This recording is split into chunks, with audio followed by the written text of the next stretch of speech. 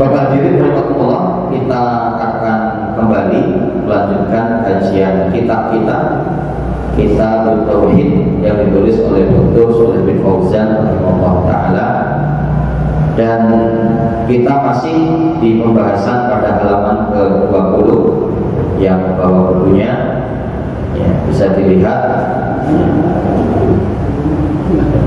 yaitu pada kajian tentang wa ilaika namadij min juhudi a'immati sunnati wa alamil huda fi bayanil aqidah as-sahihati wa difa'u anha wa raddul ma yukhalifuha.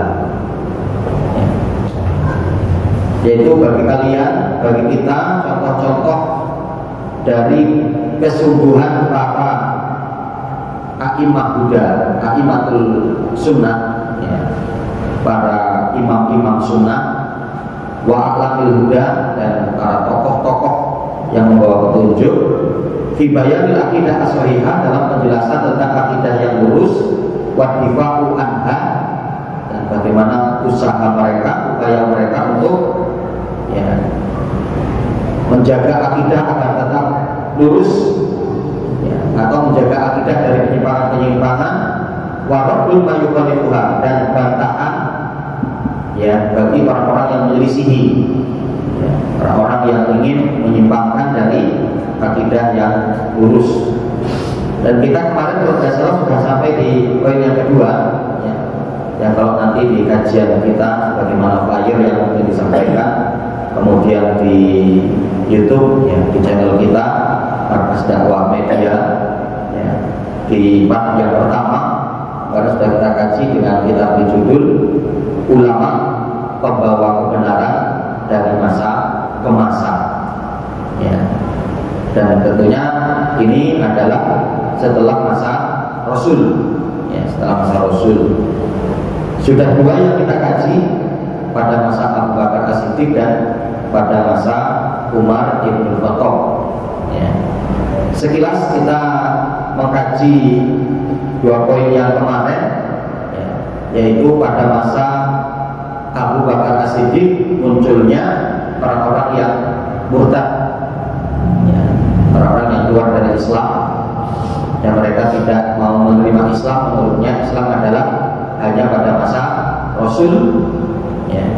Kemudian diantaranya juga mereka tidak ingin terikat, ya, dengan aturan-aturan Islam.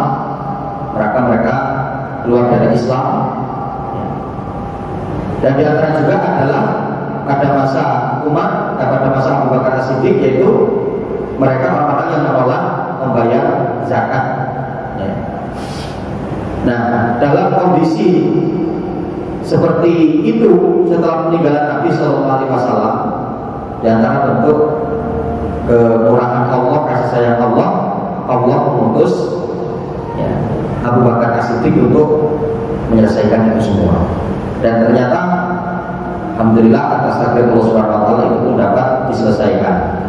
Kemudian yang kedua, kemarin pada masa, ya, Amirul Mukminin Umar Ibn Khattab, di antaranya yaitu munculnya orang-orang yang terjerumus kepada berlebih-lebihan atau yaitu menggunakan dalil tentang takdir untuk mendukung kemaksiatan mereka, ya, seperti yang kita misalkan kemarin itu kan, seorang yang mencuri, ketika dipotong tangannya, mereka protes kepada sahabat Umar, "Hai Umar, kenapa kamu memotong tangan saya? Bukankah saya mencuri ini sudah menjadi takdir Allah?" Ya, maka Umar mengatakan, dengan saya memotong tanganmu ini pun sudah menjadi takdir Allah.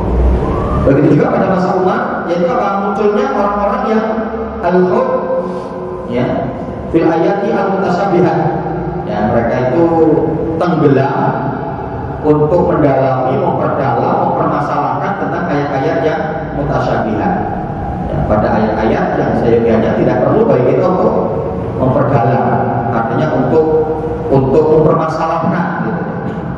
Ya, maka kalau kita nanti akan mempermasalahkan, akan memperinci terkait dengan ayat-ayat yang mutasyabihat, nah itu kita akan terjerumus kepada kesesatan-kesesatan. Ya.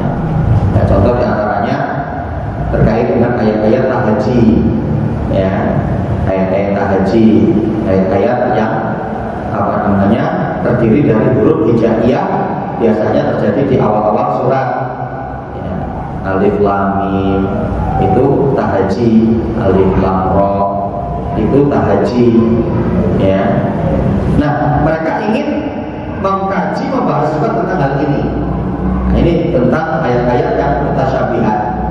Yang padahal cukup bagi kita ya bahwa ini adalah yang mengetahui ilmunya hanya Allah. Ya.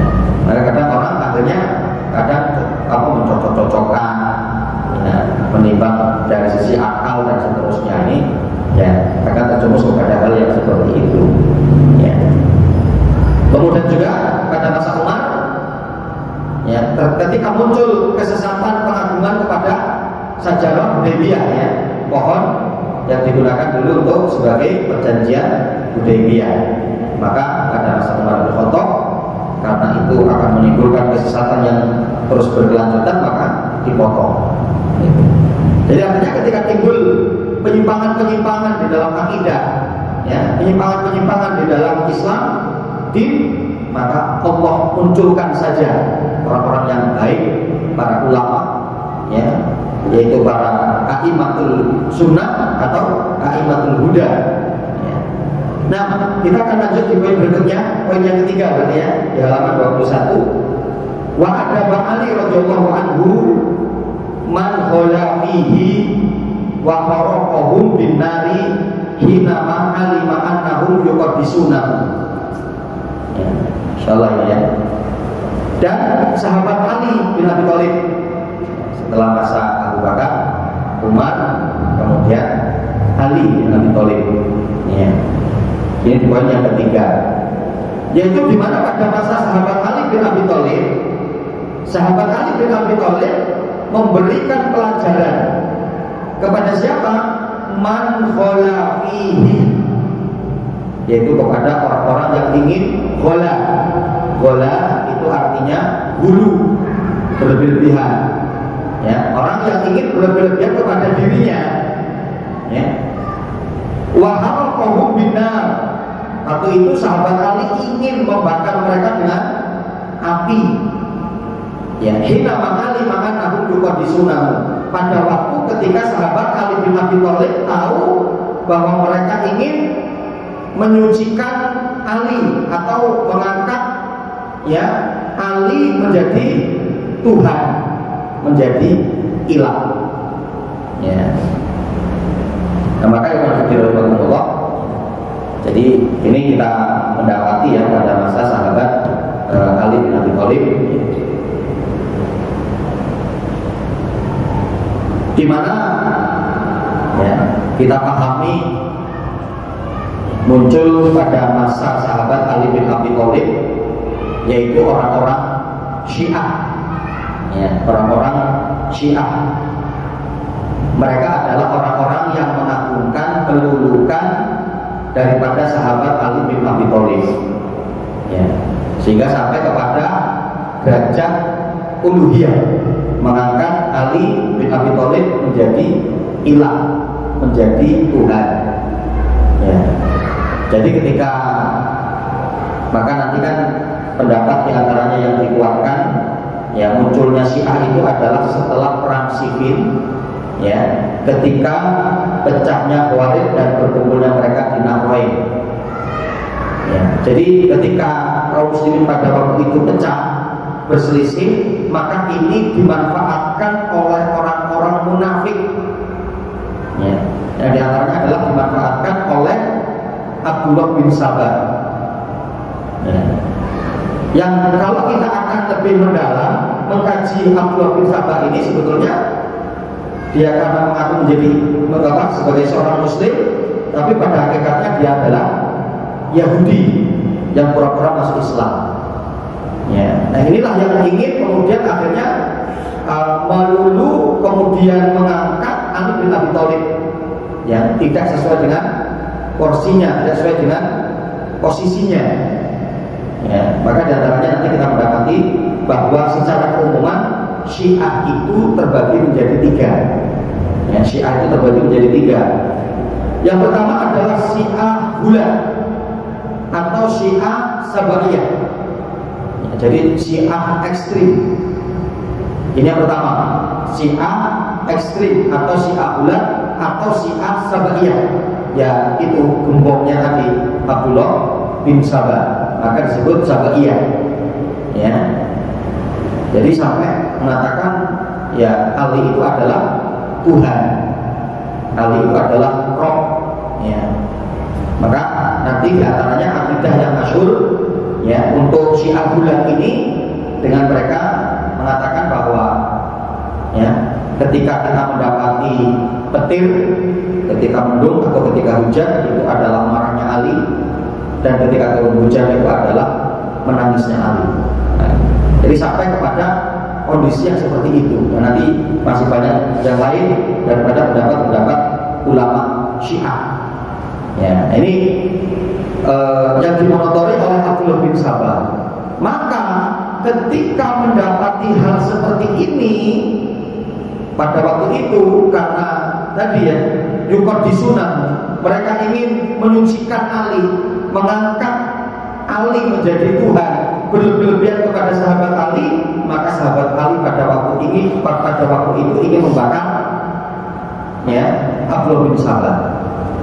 Tapi kemudian informasi itu sampai kepada Abdullah bin Abbas, dan sahabat Abdullah bin Abbas pun melarangnya, artinya memberikan masukan ya, karena bahwa yang berhak untuk membakar itu adalah Allah sebagai pemilik api, dan kita tidak punya hak untuk membakar dengan api.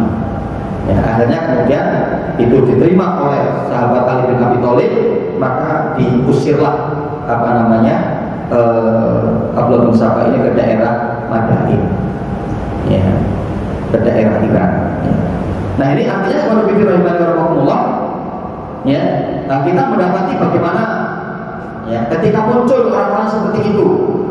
Ya, dan ini sudah diawali juga diantaranya dari tokoh Yahudi yang mereka pura-pura masuk Islam. Kemudian ada yang kedua, yaitu Syiah Rafidhah. Ya, Syiah Rafidhah. Ya, Syiah Rafidhah. Ya. Nah, Syiah Rafidhah ini ya, yaitu yang mereka Rafidhah itu kan Rafidhah, artinya menolak. Ya, yaitu apa? Mereka yang menolak, ya, yaitu yang mereka adalah orang-orang yang menolak kepemerintahan Abu Bakar dan Umar. Yang menurut mereka adalah yang berhak untuk menjadi pemimpin pada masa itu adalah Ali.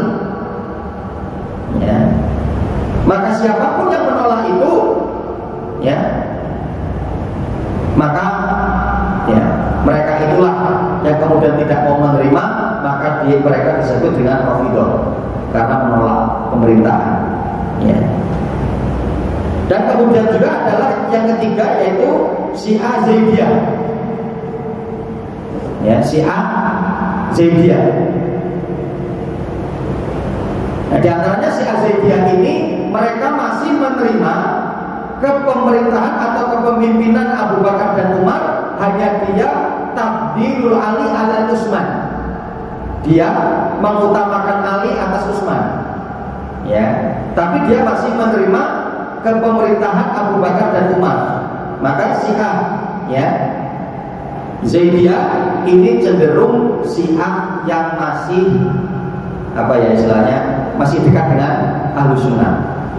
Karena kesalahan mereka hanya pada takdimul Ali ala Utsman. Mereka mendahulukan Ali atas Utsman. Yang padahal yang benar adalah Utsman baru Ali. Gitu. Tapi mereka tetap menerima kepemerintahan Abu Bakar dan Umar. Ya. Nah, adapun untuk Syiah kita yang ada di Indonesia ini, mereka Syiah apa? Mereka adalah Syiah Imamiyah, ya Syiah Sabaiyah, dan mereka adalah Syiah Ja'fariyah. Ya, jadi Syiah yang ada di Indonesia ini ya termasuk tergolong mengikuti daripada Syiah Hula, Syiah ekstrim. Ya, bisa mereka terkait dengan Syiah Imamiyah, Syiah yang diyakini akan 12 imam, ya, dan mereka juga adalah ya Syiah Ja'fariyah, ya, yang itu kemudian mereka dengan beberapa nama di Indonesia, ya, dengan nama ABI, ya, Ahlul Bait Indonesia, dengan Ijabi, Ikatan Jamaah Ahlul Bait Indonesia, dan seterusnya, yang mereka mengatasnamakan berpihakan mereka terhadap Ahlul Bait, tapi ternyata mereka itu adalah orang-orang Syiah. Ya. Nah, jadi kalau untuk di Indonesia ini adalah Syiah Sabaiyah atau Syiah, kalau untuk runtutan ke atasnya, ke pangkal-pangkalnya itu ya, Syiah Gula, Syiah Sabaiyah, ya, atau kemudian Syiah Imamiyah atau Syiah Ja'fariyah. Ya. Nah, ikhwan fillah warahmatullah. Kemudian kita sedikit di sini untuk melihat beberapa penyimpangan mereka yang sangat jelas, ya, yang sehingganya ya kita nanti untuk melihat dan menghukumi orang-orang Syiah itu seperti apa gitu, maka kita akan melihat tergantung sejauh mana mereka meyakini dan mereka sudah mendalami daripada akidah Syiah itu. Ya, maka kalau yang masih pertama-pertama kan, ya, apalagi mereka punya konsep takiyah, yaitu apa? Untuk berbohong. Ya, yang pertama-pertama itu mereka kaji ya kitab-kitab Ahlussunnah. Ya, mereka berpenampilan Ahlussunnah. Tapi nanti ketika mereka sudah terus masuk di materi-materi yang dalam, mereka nanti akan mendalami tentang Syiah yang sebenarnya. Ya. Karena kalau nanti kita sudah masuk kepada Syiah yang sebenarnya terkait dengan pokok-pokok akidah mereka, maka ya akan kita katakan bahwa Syiah itu bukan Islam. Itu. Ya. Maka nanti kalau ulama pun untuk menghukuminya, kalau secara umum apakah mereka itu kafir? Tidak. Tapi ketika nanti kita akan masuk kepada masing-masing individu, kita akan melihat sejauh mana ya pendalaman mereka terkait dengan Syiah dan pengamalan mereka terhadap akidah Syiah. Karena kalau kita akan melihat, Masya Allah, sudah sangat berbeda sekali prinsip-prinsipnya.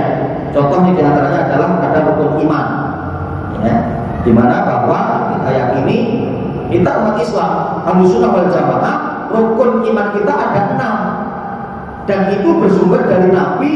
Dalam hadis ketika Rasul ditanya oleh malaikat Jibril itu ya, apa itu iman?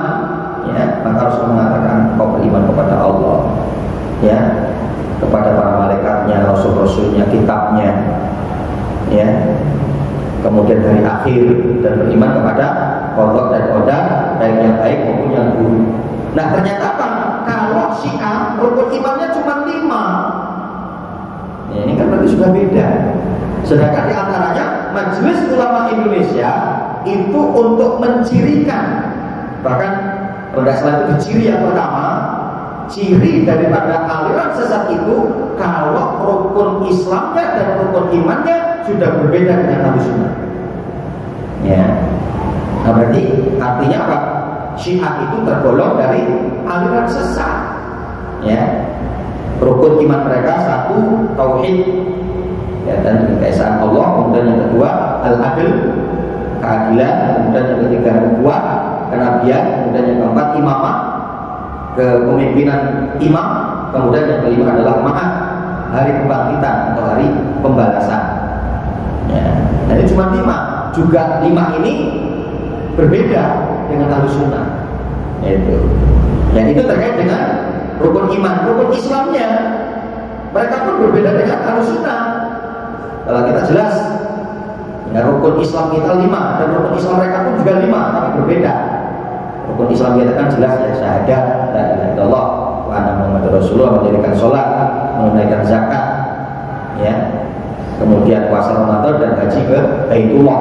Itu daripada rukun iman, apa rukun Islam. Adapun rukun Islamnya Syiah itu adalah yang pertama sholat, yang kedua zakat, Yang ketiga puasa, yang keempat haji, kemudian yang kelima adalah al-wilayah, yaitu loyal kepada pemimpin. Ya, loyal kepada pemimpin. Ini. Jadi, Masya Allah gitu. Terkait dengan rukun iman dan rukun Islamnya saja, antara Syiah dan Ahlussunnah itu sudah berbeda. Ya. Kemudian, ya, Syiah meyakini bahwa Al-Quran sekarang sudah dirubah-rubah. Syiah mengatakan begitu. Maka mereka punya Al-Quran sendiri, mereka punya mushaf sendiri, yaitu mushaf Fatimah. Ya. Yang hari ini pun belum ada di tangan mereka. Menurut mereka itu, ya sekarang pakai Al-Quran kalian dulu, pakai Al-Quran Ahlussunnah. Sementara kami nanti berikutnya akan memakai Al-Quran, ya, yaitu mushaf Fatimah, yang sekarang masih dibawa oleh Imam Mahdi yang bersembunyi di dalam gua, yang sedang kami tunggu. Nah, kata mereka seperti itu. Ya, nah ini kan luar biasa ya, terjadi penyimpangan. Ya, karena jelas.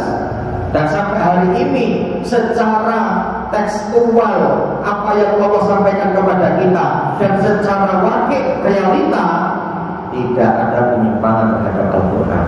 Siapapun yang akan menyimpangkan pasti ketahuan. Ya, karena itu sudah menjadi janji Allah dalam surat Al-Hijr. Allah mengatakan apa?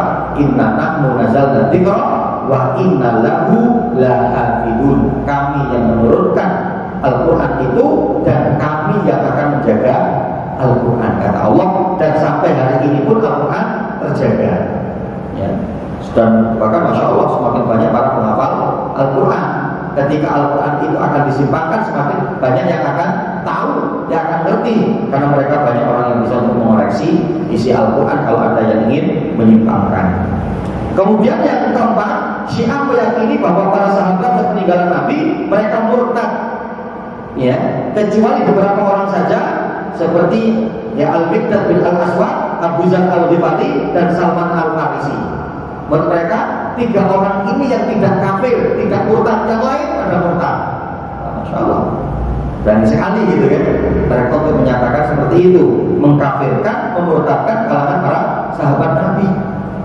Ya, padahal Ahlussunnah wal Jamaah prinsipnya bukan seperti itu. Ya, prinsip daripada Ahlussunnah wal Jamaah itu betul-betul menghormati dan menghargai para sahabat Nabi. Ya. Bahkan Imam Abu Zur'ah mengatakan apa? Idza ra'aita ahadan yantaqisu ahadan min ashabin Nabi sallallahu alaihi wasallam fa'lam annahu zindiq. Ya, beliau mengatakan Imam Abu Zur'ah, kalau Anda mendapati ada seseorang yang mencaci atau memaki atau menghina salah satu dari sahabat Nabi SAW, ketahuilah bahwa dia adalah orang zindik, yaitu apa? Di atas munafik. Ya, zindik itu di atas munafik. Nah, ini ternyata dilakukan oleh orang-orang Syiah. Mereka mencela para sahabat Nabi. Kemudian yang kelima, Syiah menggunakan senjata taqiyah, yaitu berbohong dengan menampakkan sesuatu yang berbeda dengan yang sebenarnya. Maka hari ini kan susah kita. Ya. Yang mungkin diantaranya kita bisa berpanduan dengan apa yang disampaikan oleh sahabat oleh ya, Imam Ibnu Hajar Al-Asqalani dalam kitab beliau Fathul Bari, datangnya apa? Ya. Jadi ketika kita ingin melihat, mungkin kita bisa melihat komunitasnya, kita bisa melihat konconya, kita bisa melihat temannya, siapa temannya. Kalau mereka suka bergaulnya dengan Ahlussunnah, maka insya Allah mereka adalah Ahlussunnah. Tapi kalau mereka bergaulnya dengan orang-orang Syiah, maka bisa ya memiliki gambaran bahwa mereka pun adalah orang-orang Syiah. Nah, beliau mengatakan ya kalau bebek itu sama bebek temennya, kalau ayam sama ayam, kan gitu ya. Jarang kita ketemu bebek sama ayam kok jalan bareng gitu ya, pertemanan gitu kan jarang. Mungkin ketika ketemu makan gitu bareng-bareng ya mungkin, tapi ketika nanti sudah kemudian ingin kemana itu sudah ngeblok.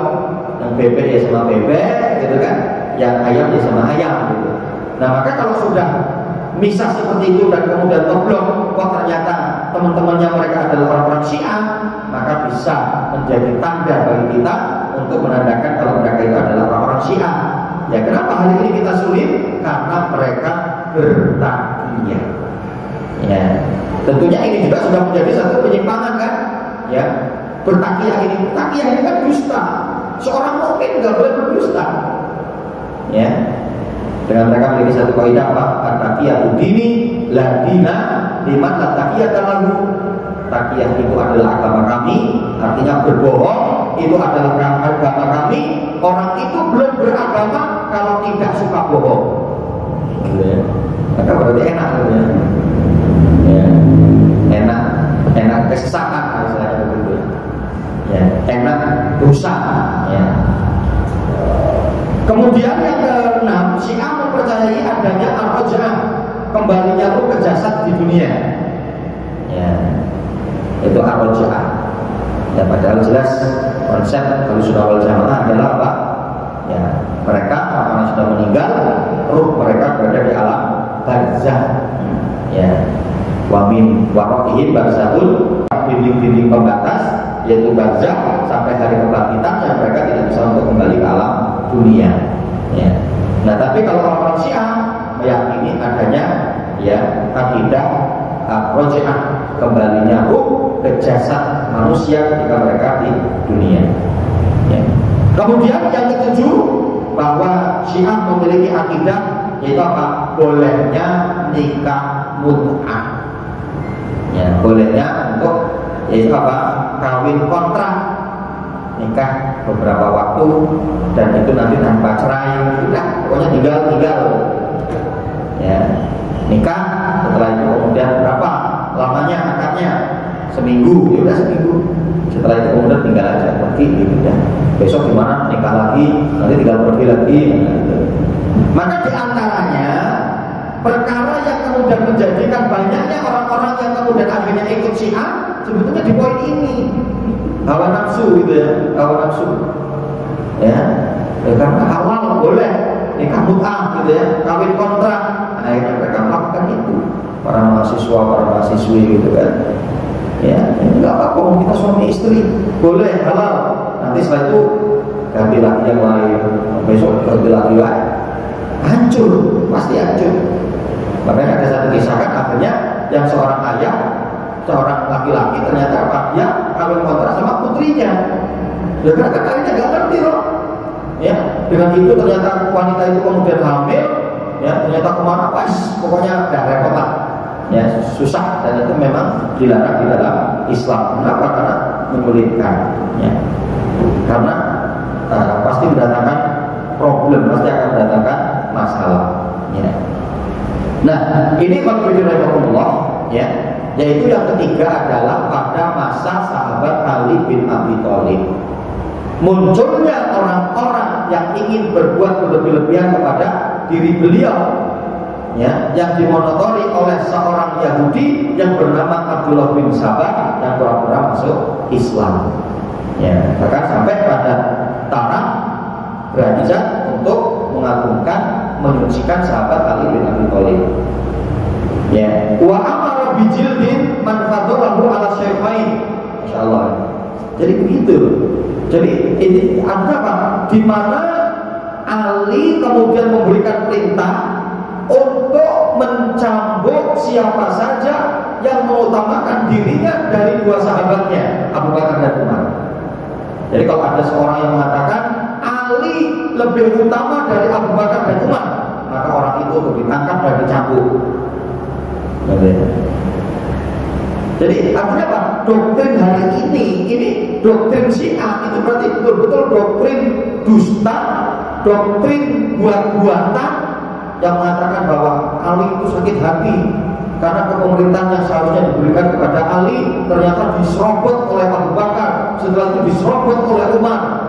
Mereka itu, masya Allah, berkembang. Bahkan ketika di Irak, sahabat Ali bin Abi Thalib itu pernah ngisi di atas mimbar yang sudah mengatakan apa? Ya, bahwa di mana ya afdhalu ba'da nabiyha Abu Bakar wa Umar. Demi Allah, tidak ada yang lebih afdal setelah nabinya kecuali adalah Abu Bakar dan Umar. Itu disampaikan oleh sahabat Ali. Itu kan, maka sangat aneh, gitu ya. Kalau orang-orang Syiah kemudian mengatakan seperti itu, memfitnah kalau Abu Bakar dan Umar merampas kepemimpinan dari sahabat Ali. Ya. La uti bi ahadin ya yufadiluni ala Abi Bakr wa Umar illa jalatuhu haddal muhtali. Insyaallah. Kemudian beliau mengatakan, sahabat Ali bin Abi Thalib mengatakan, ya, sungguh tidaklah ketika aku mendapati ada seseorang yang mengutamakan aku dari sahabatku Abu Bakar dan Umar, kecuali dia akan aku cambuk sebagaimana para pelaku dosa besar itu. Ya, ini yang disampaikan oleh sahabat Ali bin Abi Thalib. Ya. Jadi artinya, Allah, ya ternyata muncul saja, gitu kan, orang-orang yang seperti itu, ya, yang ingin menyesatkan, ingin menyimpangkan, dan ternyata hari ini Syiah pun ada, gitu loh. Ya, mereka bukan hanya akidahnya, bukan hanya pemikirannya yang tetap masih ada, tapi orangnya, bahkan komunitasnya, kompleknya hari ini pun mereka ada. Ya, beda dengan yang lain-lain kan, gitu ya. Yang lain-lain mereka hari ini ya ada pemikirannya, tapi untuk kompleknya, untuk komunitasnya sepertinya hari ini kita tidak menemukan. Ya, contoh seperti Qadariyah, gitu kan. Contoh seperti Mu'tazilah, contoh seperti Murji'ah, gitu ya. Contoh seperti Khawarij, ya. Ya, sempat mau muncul ya Khawarij, juga sekarang sudah tidak ada. Kita sampai di poin yang ketiga. Tadi adalah pada masa sahabat Ali bin Abi Thalib, ya, yaitu munculnya orang yang ingin berbuat ekstrim kepada beliau, meluluhkan beliau, menyanjung hulu berlebih-lebihan sampai untuk mengangkat pada derajat uluhiyah, yaitu keilahan, mengangkat Ali menjadi ilah. Maka itu semua diluruskan oleh sahabat Ali. Jadi itu adalah satu penyimpangan, satu kesesatan yang tidak boleh untuk dibiarkan. Nah, kita masuk di poin yang keempat. Karena ini masih ada sambungan juga di poin sebelumnya. Yaitu apa? Yang keempat adalah walamma dharatil khawariju qayyadallahu laha sairus sahabat wa ala rasihim Ali wa Ibni Abbas radhiyallahu anhum fa aqamu alaihimul hujjah wa bayyanu lahumul mahjah hatta raja'a minhum man kana yuridul haqqa. Insyaallah ya. Ini tentunya seharusnya sudah bisa terjemahkan ini. Walamma dhaharatil khawarij, pada waktu ketika muncul khawarij, dhahara nampak muncul, al-khawariju khawarij, qayyadallahu laha, maka Allah Subhanahu wa taala kokohkan keislaman ini, Allah selamatkan akidah ini dari pemikiran-pemikiran khawarij. Sa'ir sahabat, semua para sahabat Nabi, ya, jadi banyak dari kalangan para sahabat Nabi yang memberikan pembelaan terhadap Islam, terhadap akidah Ahlussunnah wal Jamaah, ya. Wa ala rasihim Ali wa Ibni Abbas, adapun tokoh terkemukannya pada waktu itu yang memiliki sumbangsih kesungguhan yang untuk menyelesaikan masalah ketika munculnya Khawarij adalah Ali dan Ibnu Abbas. Ya, lebih lanjut, mudah-mudahan Allah ya merahmati mereka, meridhoi mereka. Wa bayyana lahum al-mahjah, kemudian mereka para sahabat Nabi, terutama dua sahabat tadi ya, yaitu Ibnu Abbas, kemudian sahabat Ali bin Abi Thalib, ya, menjelaskan kepada mereka, kepada orang-orang Khawarij, kepada umat tentang hujah-hujah yang jelas terkait dengan akidah Ahlussunnah wal Jamaah. hatta raja'a minhum, sampai akhirnya ada sebagian dari mereka orang-orang Khawarij itu yang kembali kepada Ahlus Sunnah. Nanti akan kita jelaskan. Man kana yuridul haqqa, ya siapa saja di antara mereka yang masih menginginkan kebenaran, yang masih untuk siap memanfaatkan akal dan hati nurani mereka, mengkaji, menimbang. Oh, ternyata memang ini yang benar. Artinya konsep Ahlus Sunnah ini yang benar. Mereka orang-orang Khawarij itu adalah yang tersesat. Wa asarru ahlul ahwa'i ala bid'atihim, ya, yang mereka para ahli bid'ah, ya tadi orang yang keluar dari Ahlus Sunnah, artinya mereka adalah orang Khawarij tadi. Mereka terus-menerus mengikuti hawa nafsu mereka, ya, penyimpangan mereka terus berlanjut. Faqatalahumullah, faqatalahum as-sahabah intisaban wa intisalan li amrillah, li amri Rasulullah sallallahu alaihi wasallam. Ya, dan kemudian ya, para sahabat memerangi mereka karena mempraktekkan dan menjalankan pesan-pesan Rasul. Ya. Mereka para sahabat berusaha untuk bisa memerangi mereka, ya, artinya mematahkan keyakinan mereka, menghapuskan akidah-akidah mereka, mengembalikan keyakinan mereka yang menyimpang, ya. Wa qam'an li bid'atihim, ya, yang apa ya, sebagai satu bentuk kebencian terhadap kebid'ahan mereka. Dan dalam para sahabat itu memerangi mereka karena apa? Para sahabat memiliki kebencian terhadap mereka dengan kebid'ahan, penyimpangan yang mereka lakukan. Nah, kalau pikir Allah ini poin yang keempatnya, yaitu pada waktu ketika munculnya Khawarij. Ya. Maka kalau kita akan melihat, ya, sebetulnya Syiah sama Khawarij ini keluarnya itu hampir bebarengan, ya, keluarnya itu hampir bebarengan, ya.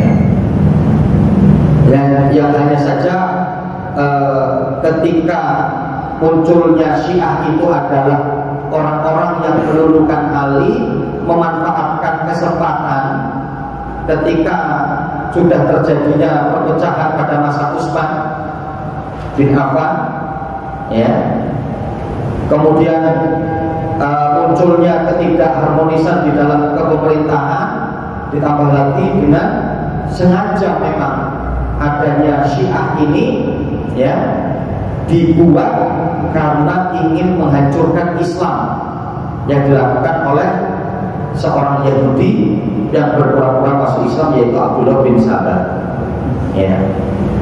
Nah, di mana kalau nanti Khawarij ini mereka sudah ada, kalau untuk secara bibir pun pada masa Rasulullah justru sudah ada Khawarij, ya, yaitu di mana ketika adanya orang-orang yang protes kepada Rasul, ya, terkait dengan pembagian ghanimah, ya, yang mereka adanya orang-orang yang protes, ya, yaitu Dzul Khuwaisirah. Ada seorang yang namanya Dzul Khuwaisirah. Ini para ulama menyebutkan adalah sebagai bibit munculnya Khawarij. Maka diantaranya nanti ciri-ciri Khawarij itu adalah orang yang suka protes, ya, orang yang suka protes, yaitu diantara sudah dibibiti, bibitnya itu sudah ada pada masa Rasul. Ketika ada seorang yang bernama tadi itu yang Dzul Khuwaisirah, kemudian berkata kepada Rasul ketika pembagian ghanimah, menganggap bahwa Rasul tidak adil. Ya Rasulullah, adil. Ya Rasulullah, beradilah kepada kami. Ya, apa kata Rasulullah? Khiltu wa khasirtu in lam akun adilan ayyamanuni ala ahli al-ardi wa la ta'manuni. Rasulullah kemudian ketika itu mengatakan, apa untungnya saya kalau saya agak berbuat adil, ya, ya, artinya Saya akan menjadi orang yang merugi kalau saya tidak berbuat adil. Untuk apa saya akan berbuat adil? Saya ini sudah berbuat adil. Di mana Allah saja percaya kepadaku untuk memimpin bumi ini, kenapa kamu tidak percaya kepadaku? Ya pada waktu para sahabat sudah marah kan.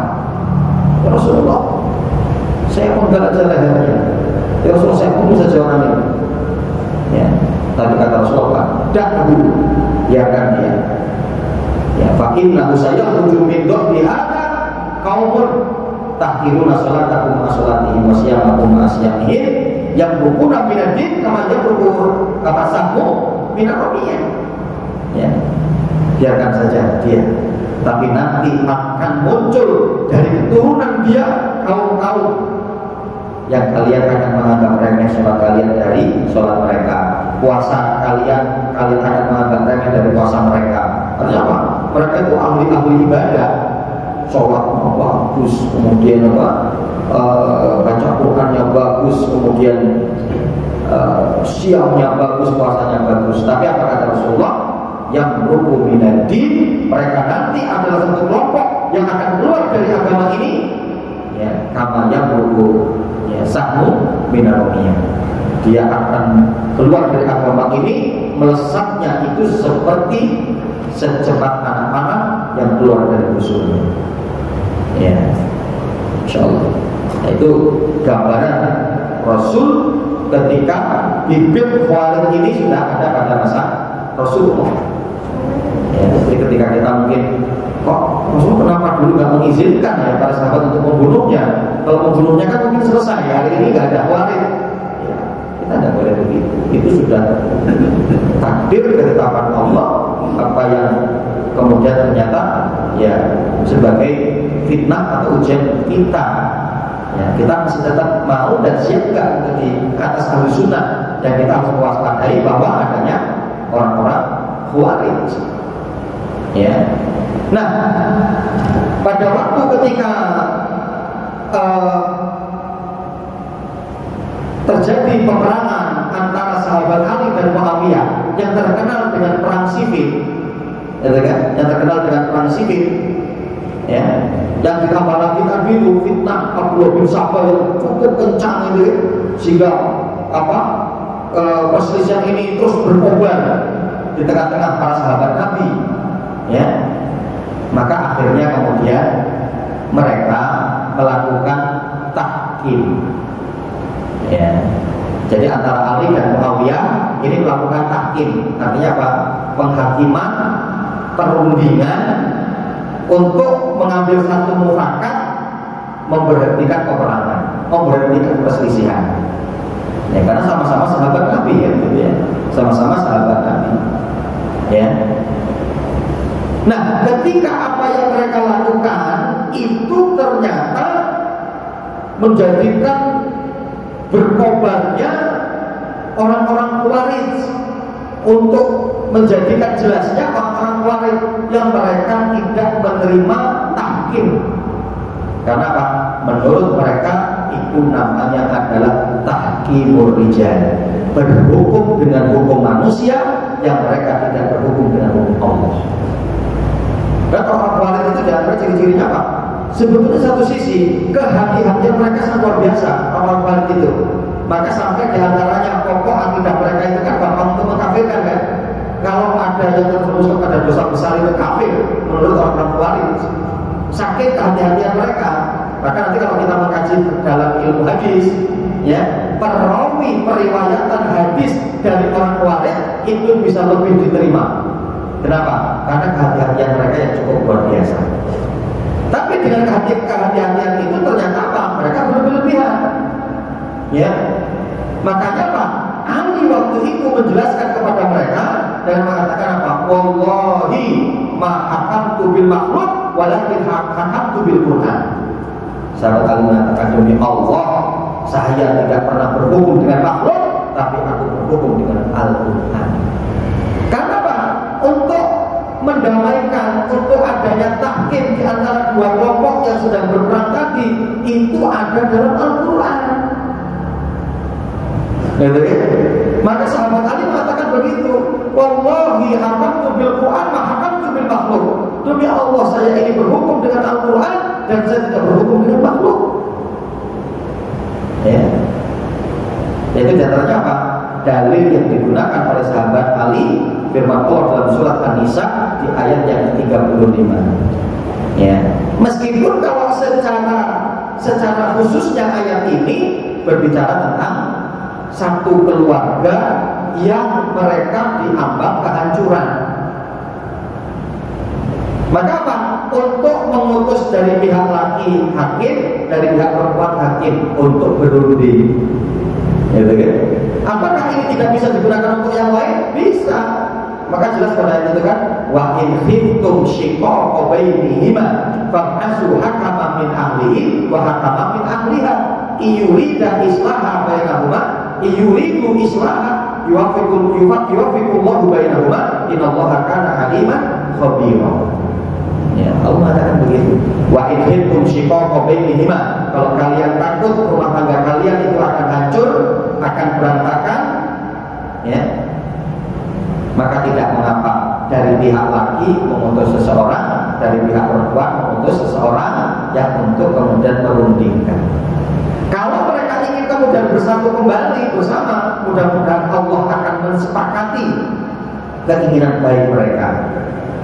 Ya, dan sesungguhnya Allah Subhanahu wa taala mengetahui lagi Maha, ya, penyayang. Ya. Allah Maha mengetahui, Allah Maha tahu dari apa yang kemudian menjadi niat-niat mereka. Artinya seperti itu. Ya. Nah, di mana Pak? Ini kan ada dalilnya, ada konteksnya dalam Al-Quran. Maka sahabat Ali menyuruh seseorang, kemudian dari Muawiyah meminta seseorang untuk berunding agar apa? Sudahlah kita berhenti untuk berselisih ini, untuk berperang ini, karena yang rugi juga kita sebagai umat Islam. Ya. Nah, maka dengan munculnya orang Walid itu, maka ketika itu Abdullah bin Abbas akhirnya beliau menyampaikan, wahai Ali, dan waktu itu pemimpinnya adalah Ali, wahai Ali, dan begini saja, berikan aku waktu untuk bertemu dengan mereka, akan aku nasihati mereka. Ya, jadi mereka berkumpul, di satu yang dikatakan jumlah mereka sekitar 6.000. Berarti kan sudah banyak. Dan termasuk mereka ini ternyata kelompok cikal bakal yang munculnya Khawarij ini, mereka adalah orang-orang yang membunuh sahabat Utsman bin Affan. Ya, jadi pembunuh sahabat Utsman bin Affan itu adalah dari kelompok Khawarij. Nah, Khawarij ini lebih akan kemudian mereka memperjelas diri mereka yang pada peristiwa Takim itu, ya, yang tidak terima dengan apa yang dilakukan oleh sahabat Ali. Ya. Maka kemudian Abdullah bin Abbas pun akhirnya kemudian keluar yang menjelaskan ayat tadi. Memang betul apa yang dilakukan oleh Ali, dia tidak berhukum dengan hukum manusia, tapi berhukum dengan hukum Allah karena dalilnya jelas. Tapi kalau disampaikan oleh seorang ulama pada waktu itu, yaitu Abdullah bin Abbas, maka 50% dari jumlah perempuan itu kembali kepada Ahlus Sunnah. Berarti sekitar 3.000. Ya. Jadi kan memang artinya jumlah mereka itu gak sedikit gitu loh. Maka seperti tuntutan Muawiyah kepada Ali, maka kenapa kemudian mereka saling berperang? Karena pada waktu itu Muawiyah menuntut Ali untuk segera mengeksekusi orang yang telah membunuh Utsman. Ali waktu itu kan enggak, jangan dulu, karena ini masih kocar-kacir umat ini. Dan ternyata yang membunuh sahabat Utsman di belakang mereka ada 6.000 pasukan. Gitu loh. Kita didirikan orang-orang Khawarij. Itu. Tapi kan disalahpahami juga oleh sahabat Muawiyah. Ya, tapi tetap para ulama sepakat apakah mereka dalam kesalahan, apakah mereka dalam kekafiran? Tentunya tidak. Kenapa? Karena mereka itu adalah salah takwil. Mereka salah dalam ijtihad. Karena apa? Kalau kita akan lihat masing-masing ijtihadnya sama, adanya kebenaran di dalamnya. Tapi kemudian karena dibumbu-bumbui juga oleh Abdullah bin Sabah, akhirnya muncul itu kan pembela Ali, yaitu dari orang-orang Syiah itu kan, seperti itu. Ya, terus artinya fitnah itu berkobar sampai terjadinya peperangan, ya terjadinya perang sifil itu. Ya. Kalau ada kata kunci yang disampaikan oleh sahabat Umar bin Abdul Aziz, ya beliau kan mengatakan begitu ya, ketika beliau ditanya tentang perselisihan antara Ali dan Muawiyah, ya beliau beliau mengatakan untuk menunjukkan kalau mereka itu manusia. Ya, maka ya terjadi begitu. Untuk menunjukkan mereka itu manusia. Kemudian membacakan firman Allah dalam surat Al-Baqarah itu ya. Ya, tilka ummatun qad khalat laha ma kasabat wa lakum ma kasabtum wa la tus'aluna amma kanu ya'malun. Itu adalah umat yang telah lampau. Ya, kita tinggal mengambil pelajarannya saja, kita ambil ibrohnya saja, dan mereka adalah dari kalangan para sahabat Nabi. Ya. Nah, gimana Pak? Itu adalah umat yang telah lampau, amal mereka nanti akan ditanggung oleh mereka, dan amal kita akan ditanggung oleh kita. Jangan terlalu banyak menanyakan tentang mereka. Dan kita tinggal ambil pelajaran saja. Nah, ikhwan fillah rahimakumullah. Ya, jadi ini ya, ketika munculnya penyimpangan gitu ya, munculnya Khawarij yang satu kelompok yang ingin ekstrim ya, yang diantaranya karena Khawarij itu juga pengertiannya adalah dari kata ya Khawarij ya, yang keluar, artinya mereka keluar dari pemerintahan yang sah ya. Mereka waktu itu tidak mau menerima Utsman gitu kan, karena menurut mereka Utsman telah berlaku kolusi ya, banyak mengangkat aparatur pemerintah dari kalangan kerabatnya gitu ya. Maka diantaranya kan Muawiyah bin Abi Sufyan itu kerabat dari kerabat dari Utsman, mendapatkan amanah menjadi gubernur di gubernur di Syam gitu. Ya. Nah, maka ya, itulah yang terjadi dalam persahabatan Nabi SAW, dan dimana kita untuk mengambil pelajaran-pelajarannya, dan yang tidak boleh juga bagi kita untuk berucap para sahabat saja berselisih, ya kita ya masa kok nggak berselisih, ya jangan begitu gitu ya. Bagaimana kita tetap untuk ya mengambil jalan yang benar, ya, jalan yang mengokohkan dan memperkuat ukhuwah ya, demi artinya kemenangan Islam dan kaum muslimin. Seperti itu. Wallahu ta'ala. Wallahu ta'ala. Bapak hadirin rahimakumullah, sementara ini bisa kita kaji pada kajian di malam hari ini, mudah-mudahan bermanfaat. Qul qouli hadza astaghfirullahi wa lakum wa lisa'iril muslimina fi kulli jama'ah. Subhanakallahumma wa bihamdika asyhadu an la ilaha illa anta astaghfiruka wa atubu ilaik. Wassalamualaikum warahmatullahi wabarakatuh.